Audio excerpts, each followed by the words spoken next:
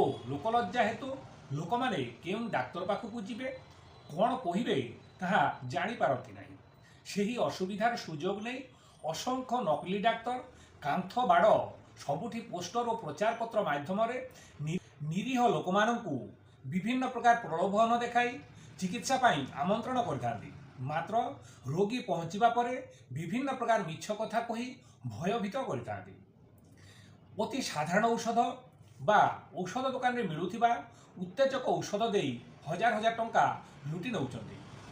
ଆମ ହୋମିଓପାଥିକ୍ ଚିକିତ୍ସାରେ ବିଭିନ୍ନ ପ୍ରକାର ଔଷଧ ରହିଛି, ମାତ୍ର ଲକ୍ଷଣ ନ ଜାଣି ସେବନ କରନ୍ତୁ ନାହିଁ। ଲକ୍ଷଣ ନ ଜାଣି ଔଷଧ ସେବନ କଲେ କିଛି ଫଳ ମିଳିବ ନାହିଁ। ଦୋକାନରେ ମିଳୁଥିବା ବିଭିନ୍ନ ପ୍ରକାର ଯୌନ ଉଦ୍ଦୀପକ ଔଷଧ ସେବନ କରୁଛନ୍ତି, ଫଳରେ ସେହି ସମୟ ପାଇଁ ତାଙ୍କୁ ଶକ୍ତି ମିଳୁଥିଲେ ମଧ୍ୟ ତାହା ତାଙ୍କର ଶରୀର ପାଇଁ ବିଭିନ୍ନ ସମସ୍ୟା ସୃଷ୍ଟି କରେ ଏବଂ ତାଙ୍କ ଦୁର୍ବଳତା ଅଧିକରୁ ଅଧିକ ହୁଏ।